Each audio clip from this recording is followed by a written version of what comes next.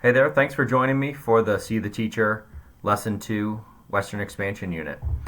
This first activity, you had to see, think, and wonder about this particular image. Okay, and hopefully before you finish the activity, you did not see the answers below it, which gives you a lot more detail about the actual drawing slash map that's here. The name of this is the Eagle Map of the United States. It was created in 1833, which puts us towards the end of Western expansion. Western expansion generally goes from 1803 to 1850. The map represents America as an eagle. The states are shown in outline color with the eagle transparently sitting atop the nation. The eagle's head coincides with New England, except Maine. Okay, there's our eagle's head. This would be Maine here. If you recall from the American Revolution, Maine was actually part of Massachusetts. And Maine won't really become part of the United States until a little bit later in Western expansion due to something called the Missouri Compromise, which we'll learn about next unit. It's I with Vermont. Its neckline follows Lakes Ontario and Erie, and the wing outlines Lakes Huron and Superior. So that would be the Great Lakes, which are located right here,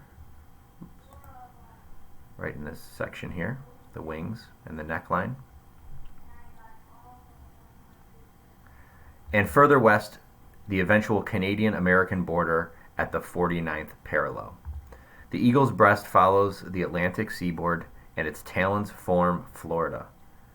Though the claws protrude far from the coastline toward Cuba, Louisiana is already being divided up into its U.S. states, with Louisiana and Missouri separated from the mainland of the formerly French lands. The tail feathers are shaped to follow a border no longer in existence by 1848. The western borders of the independent and later U.S. state of Texas are recognizable, as is the dividing line between the U.S. and Mexico. The feathers follow the U.S. inland border as it moves north, and it disappears out of sight as the area disputed with Great Britain. The map also includes state boundaries, major cities, and hydrological features. Okay, so here's the eagle talons along Florida. This is the lines of dispute here with Louisiana and Texas. And these are the areas also in dispute.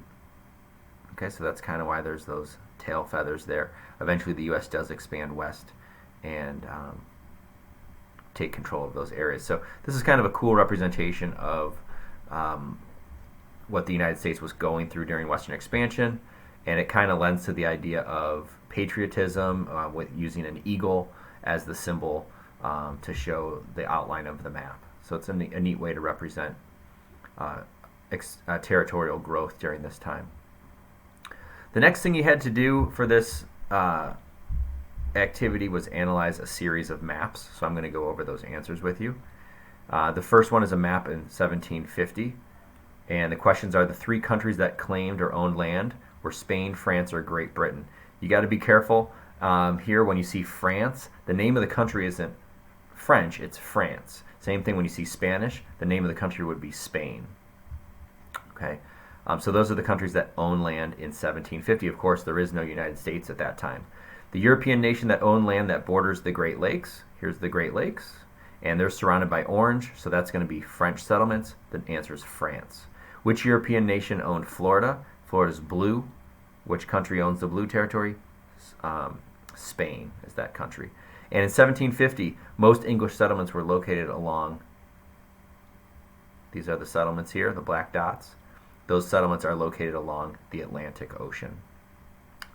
Going ahead to 1763, if you recall, one of the reasons colonists were upset with the British in the early on was because of the proclamation of 1763. Remember, the colonists who lived east of this proclamation line were not allowed to move west because the British were scared of more conflicts with French settlements or Native Americans who were living west of the Appalachian Mountains. On this map, it shows that Florida is owned by not Spain anymore. Now it's owned by England or the British. Those are synonyms. So it changed ownership at different times throughout history, eventually becoming part of the United States. These little blast symbols or bullet holes or POW symbols, whatever you want to call them, represent conflicts between, they're all located here. This is during the French and Indian War when the British were fighting the French and the Indians. And these show forts or attacks between Pontiac's rebellion, that's led by the Indians, the Native Americans, and also the British. Okay, so the answer there would be American Indians and the British. In 1763, were there any settlements located west of the Mississippi River? The Mississippi River is right here. And as you can see, there are no settlements west of it because nobody really lived there. This was still largely unexplored territory, especially in 1763. So the answer to that question is no. This shows the United States after it became independent from Great Britain in 1783. In 1783, the borders of the United States were the Atlantic Ocean and the Mississippi River. Okay, that green area's borders are Mississippi River, Atlantic Ocean. Other than the U.S., the 4 countries that own land in North America at this time were Britain, Spain, Russia, and France. In 1783, control of Florida has gone back to Spain. Which 2 nations own the land, the most land in North America?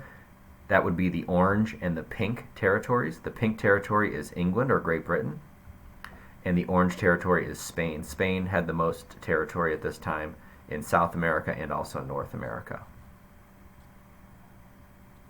True or false, even though they lost the Revolutionary War, the British still own more land in North America than the United States did? Sure. This pink area here, if you added it all up, is much larger than this green area, especially if you were to include the area that England and Spain were disputing in the Northwest. So that statement is true. The final map in this series of maps shows us the United States from 1803 to 1810. And according to this map, the United States is orange and pink. So that means the new territories for the United States goes from the Atlantic Ocean, and it goes west all the way to the Rocky Mountains. So if you recall before, it was the Appalachian Mountains, then it was the Mississippi River, now it's all the way to the Rocky Mountains and the Rio Grande River. The map shows 5 different routes that explorers traveled. The explorers that made it all the way to the Pacific Ocean actually started over here near Washington, D.C., and they went down the Ohio River, all the way up the Missouri River, and then all the way to the Pacific Ocean. Those explorers on these blue and red lines are Lewis and Clark. According to this map, the country that had set up religious missions, those are over here along the Pacific coast, they're Spanish missions, so the country setting them up is Spain. Other than the 13 original colonies or states, what new states do we see on this map?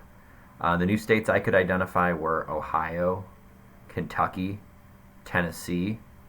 Up here we have Vermont and also Maine. Maine, this is a little premature. Maine is not yet a state when this map is shown, so that's not 100% accurate. Who owns Florida from 1803 to 1810? Still under the control of the Spanish on this map. Next section, you had to do some reading on the 2 explorers that Thomas Jefferson sent to find an all-water route to the Pacific Ocean. Those 2 explorers were Meriwether Lewis and William Clark. The first huge addition to the United States was the Louisiana Purchase. That's all of this area from the Mississippi River to the Rocky Mountains. In one single agreement with France, the United States purchased most of the land from the Mississippi River to the Rocky Mountains. The Louisiana Purchase made it easier and cheaper to ship goods because people can ship goods down the Mississippi River to New Orleans. Jefferson offered to buy New Orleans for $7.5 million, but France told them they wanted to sell all of their land claims in North America to the United States for $12 million. This deal was great for America.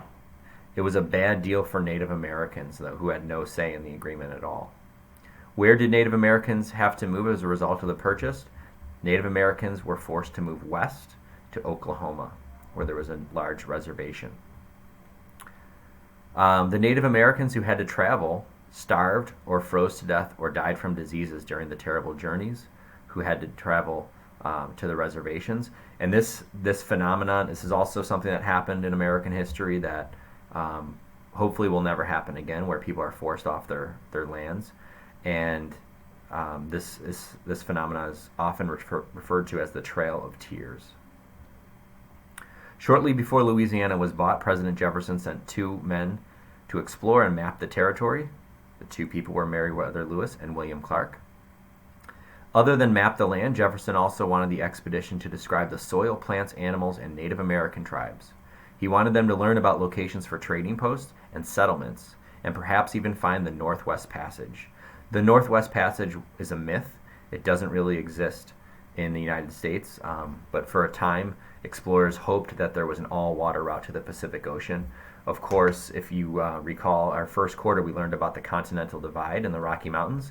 So that is a divide where water exists at the Continental Divide, and when it melts, it either flows east down the Rocky Mountains towards the Mississippi River, or it flows west towards the Pacific Ocean. So there is no all-water route across the United States due to the existence of the Rocky Mountains and the Continental Divide. Question 8. There was an enslaved African American who traveled with Lewis and Clark. His name was York. And other than him, there were 40 men on the expedition.